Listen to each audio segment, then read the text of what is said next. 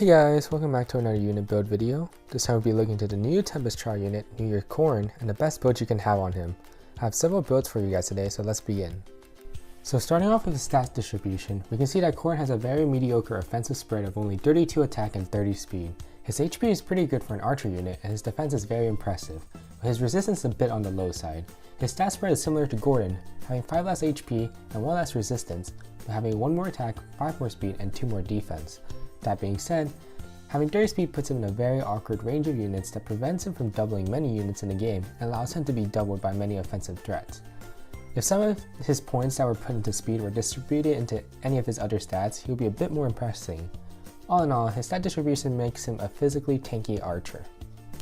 So looking to his default kit, it feels a bit lackluster. Essentially, his base kit is geared towards making your allies more tanky, while he pumps up his own attack and defense with his A skill. However, as lackluster as his kit is, there's nothing better than a couple of skill inheritance to improve his kit.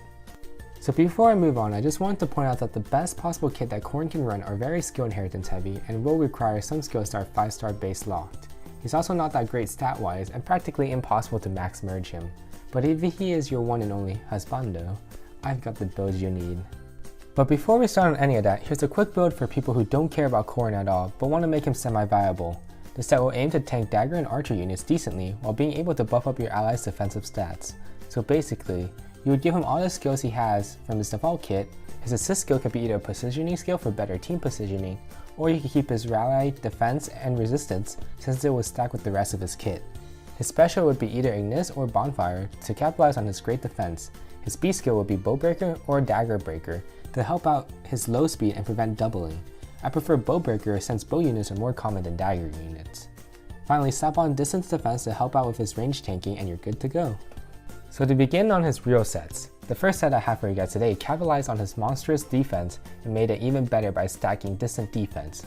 With this set, he's capable of reaching 55 defense and 36 resistance, making him a god at tanking bow and dagger units and able to take a hit or two from mage units. So starting off with this weapon, we're going to run guard bow since it has distance defense built into the weapon, allowing us to stack it with distance defense in the A skill slot and the sacred steel slot.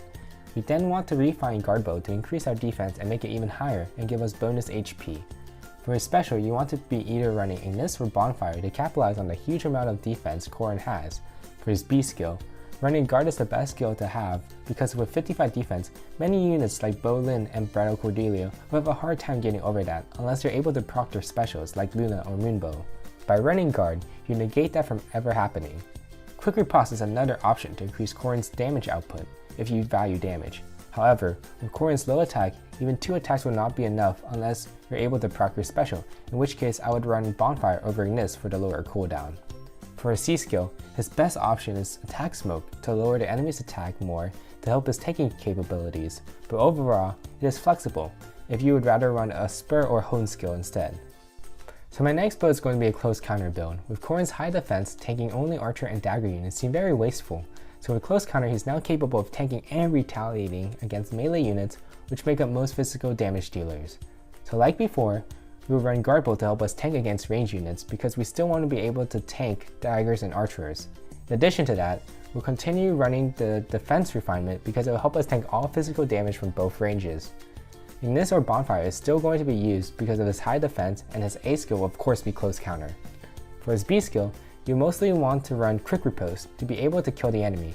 Guard isn't as effective because your defense is not as high in this build, but Vantage is a viable possibility to run to get counter kills on the enemy's turn. For his C skill, I still find Attack Smoke to be the best to help him tank. However, it is still flexible depending on what you need. Finally, for his Sacred Seal, close defense is needed to help him increase his defense against melee units. Finally, for my last build, despite Corrin's mediocre attack, it is possible to increase Corrin's attack to respectable levels without lowering his defense to make Corrin into an offensive tank. So by now, you guys should get the gist of it. Run guard bow with the defense refinement for the increased tankiness it brings, as well as running Ignis or Bonfire to capitalize on his tankiness. Now for his A skill though, we want to run Brazen attack and defense. So what it does is that if Corrin goes below 80% HP, he will get plus 7 attack and plus 7 defense. With that boost, Corrin is capable of reaching a solid attack of 51, making him pretty scary to deal with. Along with that, since we run distance defense in the Sacred Seal slot as well, when Corrin faces a range opponent, he's able to reach 56 defense. With those stats, Corrin is able to tank and hit back really hard. For his B skill, I recommend Vantage over anything. Since both Vantage and Brazen attack and defense both trigger under the 75% HP threshold, they are able to work well with one another. And finally for a C skill, like I said in the other builds, Attack Smoke works wonders for this build, but is still flexible for other C skills depending on what you need. Once again, thanks guys for watching this video. Hopefully it was insightful. I'm still new to this, so I would appreciate any tips or comments to be left in the comment section below so I can read them later. Thanks!